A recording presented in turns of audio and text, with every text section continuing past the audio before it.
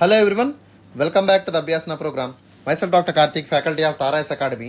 So today we are going to discuss about the GS2. So ee roju manaki schedule prakaram Tuesday kadama. So we are going to discuss about the GS paper 2, that is on the polity section. Especially so ఈ యొక్క GS2 లో మనం cover చేసేటువంటి topics ఏంటంటే so we are going to cover about the polity, governance as well as the international relations. So before starting the session, let me tell you about the Abhyasana program. So ఇక అభ్యాసన programme ఏదైతే ఉందో that is actually it's a daily mains answer writing for the UPSC aspirants. ఎవరైతే UPSC మెయిన్స్కి prepare అవుతున్నటువంటి అభ్యర్థులు ఉన్నారో వాళ్ళ కోసం ప్రత్యేకంగా రూపొందించబడినటువంటి ప్రోగ్రామే మన యొక్క Abhyasana programme. So through this programme of Abhyasana we're going to deal the most important questions from all the sections of the mains UPSC. So mains UPSC ఉన్నటువంటి ఇంపార్టెంట్ క్వశ్చన్స్ అన్నీ కూడా మనం కవర్ చేద్దాము. Okay, and we're going to improve the answer writing for each and every aspirant. ఎవరైతే Abhyasana programme రెగ్యులర్గా రాస్తున్నారో వాళ్ళ యొక్క mains answer writing skill అనేది వాళ్ళ యొక్క టైం మేనేజ్మెంట్ని ఇంప్రూవ్ చేయడానికి యొక్క ప్రోగ్రామ్ అనేది మీకు సో మ్యాక్సిమం యూజ్ అవుతుందమ్మా. So please follow the programme regularly. So ప్రతిరోజు కూడా ప్రోగ్రామ్ మీరు ఖచ్చితంగా ఫాలో అవ్వండి. ఓకే, అట్లీస్ట్ 3 to 4 months వరకు ప్రోగ్రామ్ రెగ్యులర్గా మీరు రాసినట్టయితే so you can expect a very very good results from the programme of Abhyasana. Okay, ఒకసారి అభ్యాసన ప్రోగ్రామ్ డీటెయిల్స్ మనం చూద్దాం. So the programme will start from Monday. So Abhyasana programme అనేది మనకి మండే స్టార్ట్ అవుతుందమ్మా and it will end on the Saturday. So every Monday to Saturday the programme will be there for almost all 6 days. So వారానికి మనకి 6 రోజుల యొక్క programme of Abhyasana ఉంటుంది and Sunday will be completely off regarding the Abhyasana. Sunday మనకి ఎటువంటి questions అనేవి upload కావు. Sunday will be completely off from this programme. Okay, and if you take the programme of Monday schedule మనం తీసుకున్నట్టయితే so Monday we are going to deal about the GS1. So GS1 పేపర్ని మనం in డీటెయిల్గా discuss చేస్తాము on the Monday. So topics వచ్చినట్టయితే will start with the Indian history. So Indian హిస్టరీలో మనకి ancient, medieval, modern histories ఉంటాయి. Second one will be the world history and third topic will be the art and culture. So third topic ఏంటమ్మా మనకి art and culture ఉంటుంది. And fourth topic will be the post independence consolidation. Fifth topic will be the Indian society and sixth topic will be the India and world geography. So ఈ 6 topics మీద మనకి Monday అంటే సోమవారం GS1 topic మీద మనకి question అయితే morning 9 AM కల్లా upload అవుతుంది. అదేవిధంగా ఈవినింగ్ 5 PM కల్లా there will be detailed answers discussion అనేది కూడా మీకు ఉంటుంది. సో ఎవ్రీ మార్నింగ్ 9 AM కల్లా అంటే మండే టు సాటర్డే నుంచి మనకి ఎవ్రీ మార్నింగ్ 9 AM కల్లా క్వశ్చన్ అనేది మన యొక్క తారాయస్ యూట్యూబ్ ఛానల్ అప్లోడ్ అవుతుంది.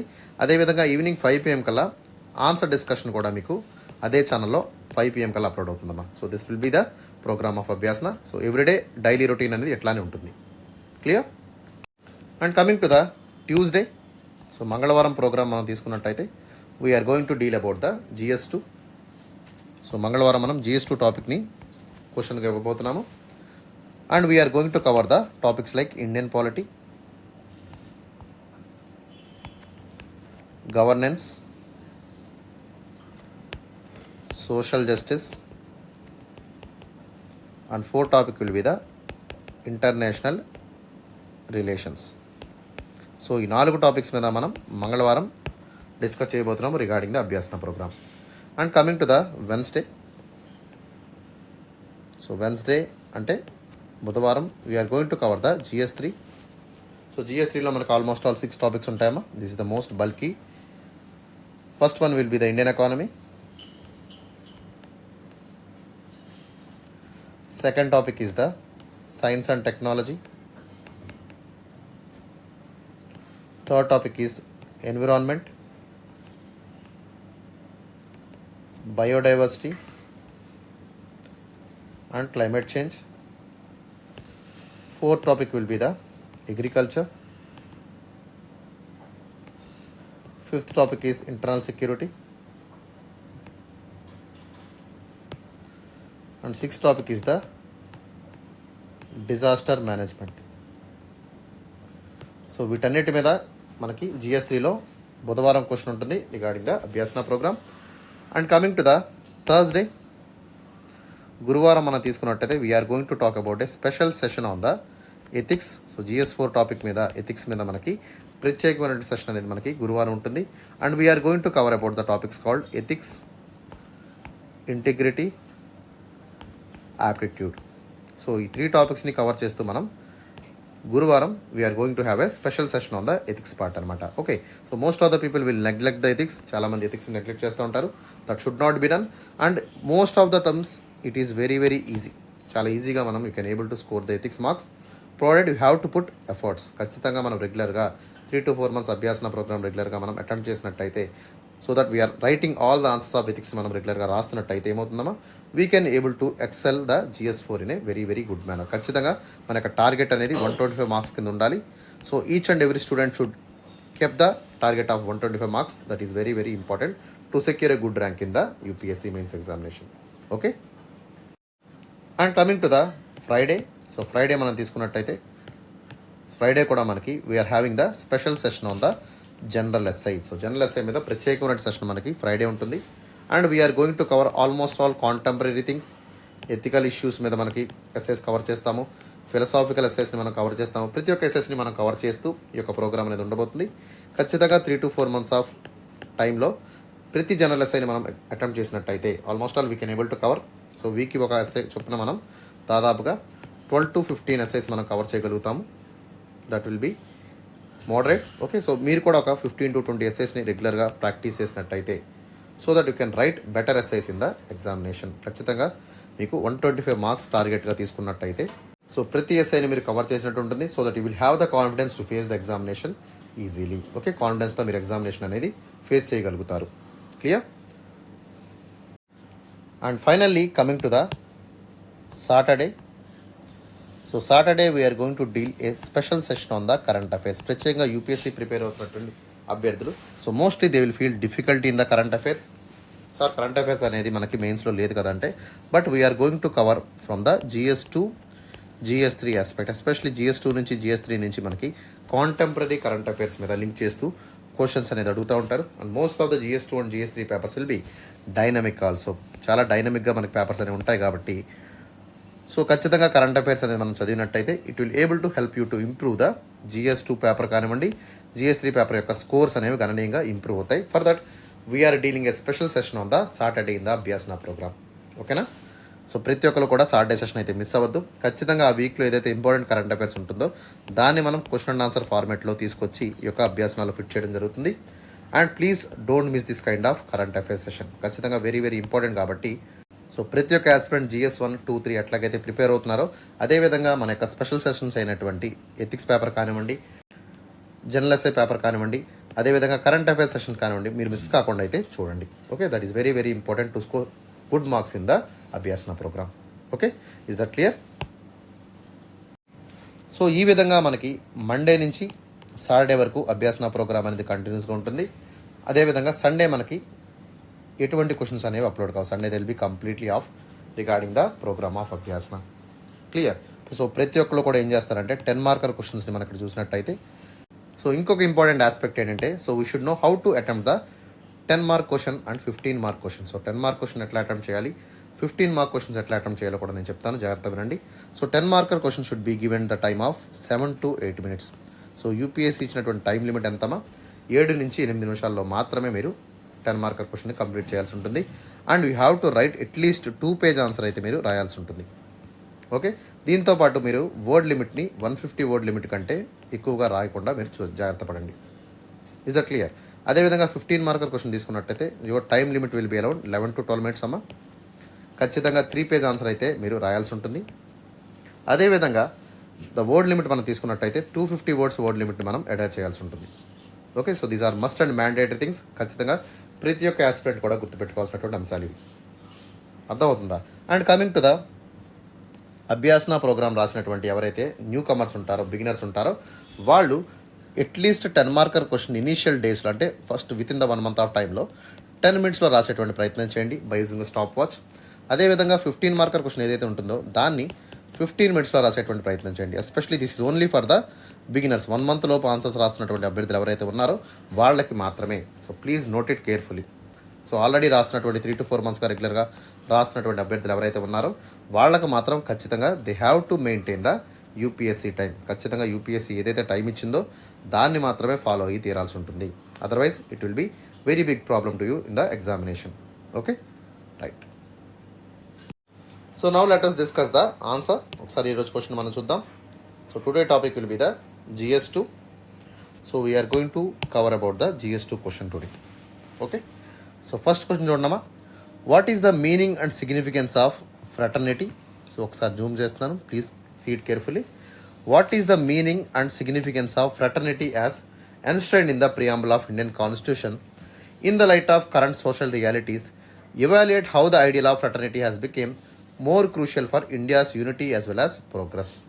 Okay, so even though it is a seems lengthy question, but it is very actually it's a direct question. చూడడానికి లెంగ్తీగా ఉన్నప్పటికీ ఈ క్వశ్చన్ అనేది మనకి డైరెక్ట్గానే కనబడుతుంది. So there is no twist and turn in this particular question. ఇక్కడ కూడా twist అనేవి టర్న్స్ అనేవి కూడా ఇక్కడ మనకు కనిపించట్లేదు. స్ట్రైట్ ఫార్వర్డ్గా మనకి బల్క్గా అడిగారు క్వశ్చన్ని, జాగ్రత్తగా చూడండి. So they are asking about first thing, మనం ఖచ్చితంగా ఇక్కడ ఏం చేయాలి, you have to underline the keywords.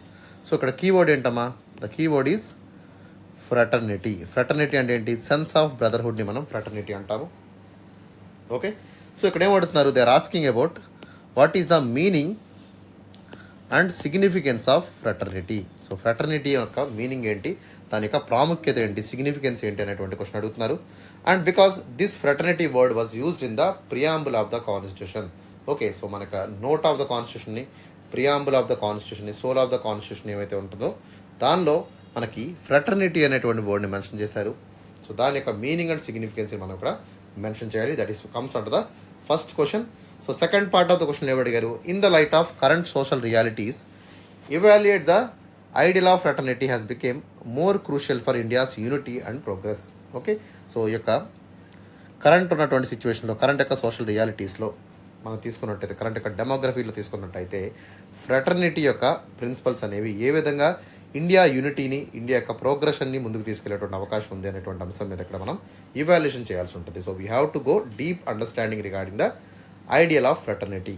Okay, so how it is holding the India's fabric of unity and progress అనేటువంటి అంశం మీద మనం ఇక్కడ మాట్లాడాలి. ఓకే, సో ఒకసారి ఈ యొక్క క్వశ్చన్ని మనకి 15 మార్కర్గా అడగడం జరిగింది. సో 15 మార్క్స్ ఎట్లా రాయాలో ఆల్రెడీ మెన్షన్ చేశాను.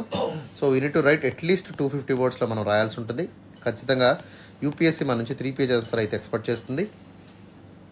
దీంతోపాటు మన టైం లిమిట్ ఎంతమా 11 to 12 మినిట్స్లోనే ఆన్సర్ని కంప్లీట్ చేయాల్సి ఉంటుంది. That is the mandatory class for this 15 marker questions. Okay, and ఒకసారి అప్రోచ్లో చూసినట్టయితే ఇంట్రడక్షన్ ఎట్లా ఉండాలమ్మా. So as I told you, we have to bring out the meaning of fraternity. So fraternity యొక్క మీనింగ్ అనేది మనం ఇక్కడ మెన్షన్ చేయాలి. So what is the significance of fraternity, what is the core value of fraternity in the Indian constitution అనేటువంటి ఒక important basic introduction అయితే మనం ఇక్కడ మెన్షన్ చేయాలి.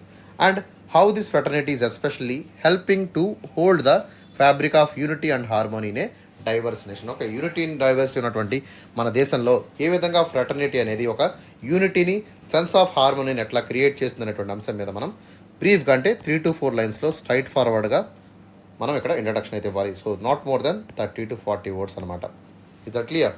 సో ఈ విధంగా మనం ఇంట్రడక్షన్ ఇచ్చినట్టయితే that will be enough for this question. Okay, now coming to the body. ఒకసారి బాడీ డిస్కషన్లోకి వెళ్ళినట్టయితే, so we have to discuss the concept of fraternity. So evolution అంటే, సో ఫ్రాటర్నిటీ యొక్క వర్డ్ ఎట్లా వచ్చింది, దేని నుంచి తీసుకున్నారు అనేటువంటి మొత్తం టైం లైన్, అంటే ఎవల్యూషన్ అంతా కూడా మనం ఇక్కడ మెన్షన్ చేయాలి. From the ancient philosophical tradition till the French revolution. Okay, so French revolution వరకు మనకి ఈ యొక్క ఫ్రాటర్నిటీ అనేటువంటి వర్డ్ ఎక్కడి నుంచి తీసుకున్నామా. So we brought this word from the French revolution ఉన్నటువంటి లిబర్టీ, ఈక్వాలిటీ, ఫ్రాటర్నిటీ అనేటువంటి వర్డ్స్ని మనం తీసుకోవడం జరిగింది. ఈ యొక్క ఫ్రాటర్నిటీ అనేటువంటి కాన్సెప్ట్ ఎట్లా ఎవాల్వ్ అయింది, ఏ విధంగా దాని యొక్క సిగ్నిఫికెన్స్ ఏంటి, ఫ్రెంచ్ రెవల్యూషన్లో ఏ విధంగా ఈ యొక్క ఫ్రాటర్నిటీ కాన్సెప్ట్ బయటికి రావడం జరిగింది అనేటువంటి అంశాల మీద మనం మాట్లాడాలి. And we have to talk why B R Ambedkar was incorporated fraternity in the Indian Constitution. Okay, so along with the liberty, equality, fraternity అనేటువంటి వర్డ్ ఎందుకు మన రాజ్యాంగంలో చేర్చారనేటువంటి అంశం మీద కూడా మనం మాట్లాడాల్సి ఉంటుంది. And later on we have to talk about the challenges. Okay, especially ఫ్రాటర్నిటీని హోల్డ్ చేసుకోవడానికి, సో ప్రజెంట్ పొలిటికల్ పోలరైజేషన్ కానివ్వండి, సోషియో ఎకనామిక్ డిస్పారిటీస్ కానివ్వండి, డిఫరెంట్ ఇంట్రెస్ట్ కానివ్వండి, రిలీజియస్ టెన్షన్స్ కానివ్వండి, కాస్టిజం కానివ్వండి, వీటి వల్ల మన యొక్క ఫ్రాటర్నిటీ యొక్క ఫ్యాబ్రిక్ ఏ విధంగా మనం హోల్డ్ చేసుకుంటాం అనేటువంటి అంశం మీద కూడా మనం మాట్లాడాల్సి ఉంటుంది. Okay, and then we have to talk about the important aspects how the Indian judiciary has interpreted the principles of fraternity through various judgements. Okay, so especially supreme court కానివ్వండి, హైకోర్టు కానివ్వండి, తన యొక్క జడ్జ్మెంట్స్ ద్వారా ఏ విధంగా ఈ యొక్క ప్రిన్సిపల్ ఆఫ్ ఫ్రెటర్నిటీని హోల్డ్ చేస్తుంది అనేటువంటి అంశాన్ని కూడా మనం మాట్లాడాలి. And finally we have to bring about the diversity in India and we have to educate the people especially to strengthen the fraternity of India. Especially రాజ్యాంగబద్ధమైనటువంటి విలువలతో కాపాడుతూ ఫ్రెటర్నిటీని ఏ విధంగా హోల్డ్ చేసుకోవాలనేటువంటి అంశంతో మనం we have to suggest some kind of measures. Okay, కొన్ని సజెస్టివ్ మెజర్స్ని ప్రొవైడ్ చేసినట్టయితే that will end up this answer. Is the clear? So ఓవరాల్గా మనం అన్ని క్వశ్చన్స్ని అడ్రస్ చేస్తూ బాడీని అయితే మనం ఫ్రేమ్ చేసుకుంటాము. And finally we have to provide a proper conclusion. So conclusion ఎట్లా ఉండాలమ్మా?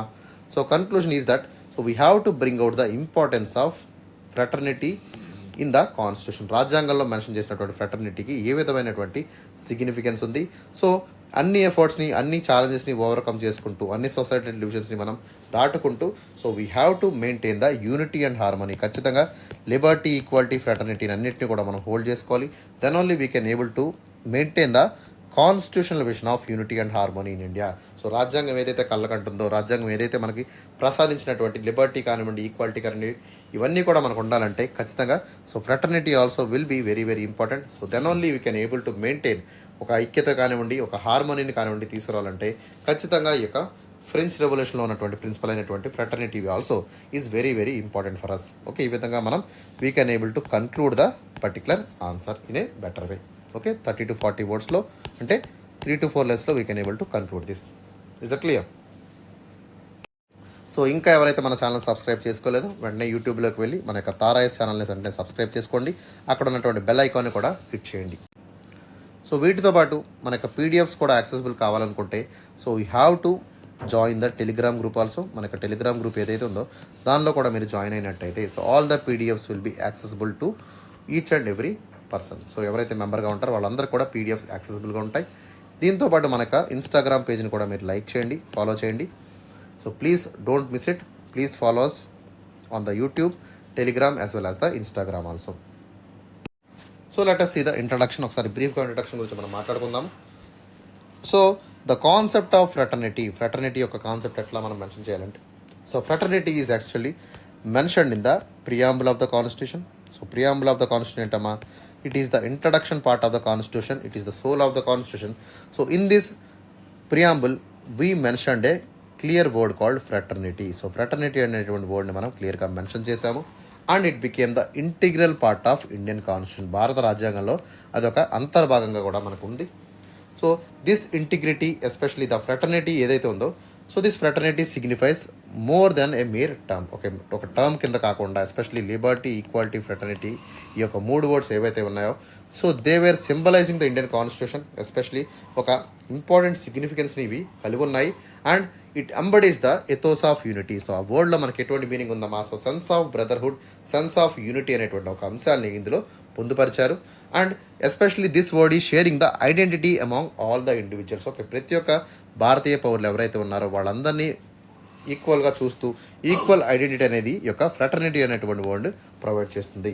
Okay, so the principle of fraternity plays a very very crucial and vital role in holding the harmony. Social హార్మనీని hold చేయడం అంటే ఏంటమ్మా? ప్రతి ఒక్కరు కూడా equal importance ఉండాలి, ప్రతి ఒక్కరు కూడా సోదరభావంతో మెలగాలి అనేటువంటి ఒక సోషల్ హార్మనీని ఇండియాలో తీసుకొచ్చినటువంటి పదం ఏంటమ్మా? That is called the fraternity.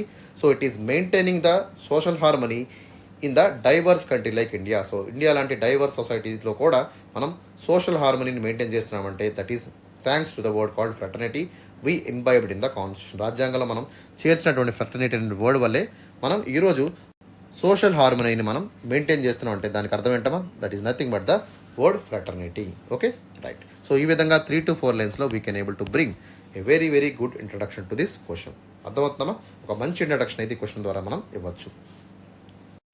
And coming to the body, so we need to talk about the ancient context of the fraternity. So historical కాంటెక్స్ట్ని మనం చూద్దాం. So fraternity word it was mentioned in the ancient philosophical beliefs. Especially Greek ancient philosophical బిలీఫ్స్లో మనం fraternity అనేటువంటి word మనం చూస్తాము. So if you take the ancient Greece, especially మన ప్రాచీన గ్రీక్స్లో మనం చూసినట్టయితే so it mention the knowledge regarding the fraternity word. Okay, అదేవిధంగా మనకు మెడివల్ యూరోప్లో కూడా ఎక్కువగా ఈ యొక్క ఫ్రెటర్నిటీ అనేటువంటి వర్డ్ని యూజ్ చేశారు. Especially it was associate with the religious and communal ties. Religious and communal ties అంటే ఏంటమ్మా? ఎస్పెషలీ రిలీజియన్ పరంగా ఎక్కువగా మతపరమైనటువంటి అంశాలని ఈ యొక్క ఫ్రాటర్నిటీ అనేటువంటి వర్డ్లో వీళ్ళు చేర్చారు. ఓకే, అదేవిధంగా during the French revolution fraternity symbolise the solidarity and unity among the citizens, especially sense of brotherhood అనేటువంటి అంశాన్ని ఈ యొక్క ఫ్రెంచ్ రెవల్యూషన్ ద్వారా మనం ఇక్కడ చెప్పచ్చు. ఎస్పెషలీ ఓకే, ఏన్షియంట్ గ్రీక్స్లో తీసుకున్నట్టయితే it is nothing but knowledge, and in the medieval Europe it was associated with religious and communal ties. During the modern times especially on the French revolution time it was symbolised as solidarity and unity. So ఒక ఐక్యతని, ఒక strong sense of solidified nature అంటే ఏంటమ్మా, ఒకసారి అందరూ కూడా ఒకే భావంతో కలిగి ఉండాలని కూడా ఇక్కడ ఫ్రాటర్నిటీ అనేటువంటి వర్డ్ మనకి ఎక్స్ప్లెయిన్ చేస్తుంది. Okay, so that is about the historical context of the word fraternity. And coming to the second word, that is regarding the fraternity in the Indian constitution. Okay, రాజ్యాంగంలో ఈ యొక్క fraternity అనేటువంటి వర్డ్ని ఎందుకు తీసుకున్నామంటే because doctor BR Ambedkar ఎవరైతే ఉన్నారో, so ప్రత్యేకంగా ఈ యొక్క అంబేద్కర్ గారు ఏం చేశారమ్మా, మన యొక్క రాజ్యాంగంలో ఈ యొక్క ఫ్రాటర్నిటీ అనేటువంటి వర్డ్ని చేర్చడం జరిగింది.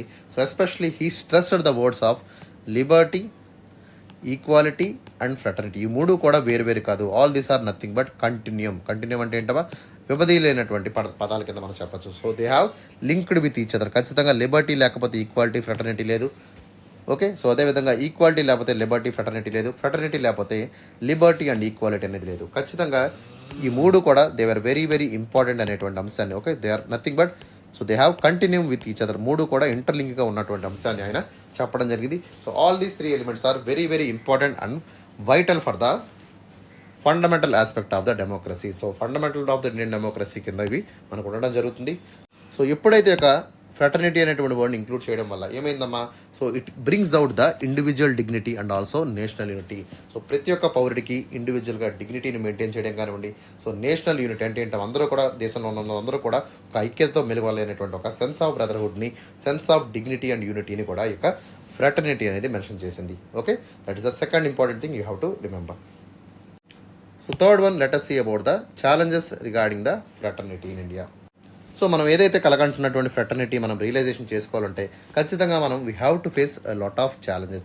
సెవరల్ ఛాలెంజెస్ని మనం ఎదుర్కోవాల్సి ఉంటుంది.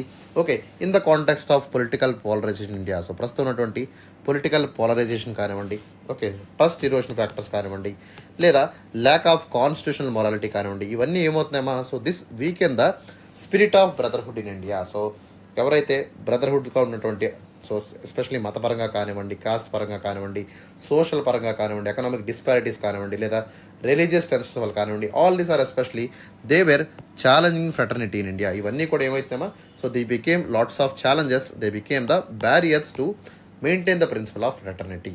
ఓకే, సో కాస్ట్ సిస్టమ్ కానివ్వండి, సోషియో ఎకనామిక్ డిస్పారిటీస్ కానివ్వండి, రిలీజియస్ టెన్షన్స్ కానివ్వండి, కమ్యూనల్ రైట్స్ కానివ్వండి, ఇవన్నీ కూడా ఏం చేస్తున్నాయి, these are eroding the major principle of fraternity in India. Okay, so these are the most important challenges that fraternity is facing a lot. And fourth one will be the judiciary role in promoting the fraternity. So ఏ విధంగా judiciary యొక్క fraternity యొక్క important రోల్ని maintain చేస్తుందంటే, so the Indian judiciary has played a very instrumental role in upholding the fraternity. So through the landmark judgements ద్వారా ఖచ్చితంగా supreme court కానివ్వండి, high court కానివ్వండి, సో వేరే జడ్జ్మెంట్స్ ద్వారా ఏం చేస్తుంది, it is upholding the principles of fraternity in the constitution. రాజ్యాంగంలో fraternity అనేటువంటి పదాన్ని ఎప్పటికప్పుడు పరిరక్షిస్తున్నటువంటి అంశాలన్నింటినీ కూడా మనం ఇక్కడ చూడాలి. ఓకే, సో దీంతో పాటు it has emphasise the fraternity in reservation policies, especially reservation పాలసీస్లో కానివ్వండి, సెక్యులరిజం మెయింటైన్ చేయడంలో కానివ్వండి, ఈ యొక్క సుప్రీంకోర్టు కానీ హైకోర్టు కానీ ఏం చేస్తున్నాయి, they were holding a instrumental relationship regarding the ఫ్రాటర్నిటీని ఎప్పటికప్పుడు అప్హోల్డ్ చేస్తూ ఇవి జడ్జిమెంట్లు అయితే ఎప్పటికప్పుడు పాస్ చేస్తున్నటువంటి అంశాన్ని కూడా మనం ఇక్కడ మాట్లాడాలి. Why they are doing this, because in order to maintain the harmony and also unity among the society, to maintain the fraternal society in the India.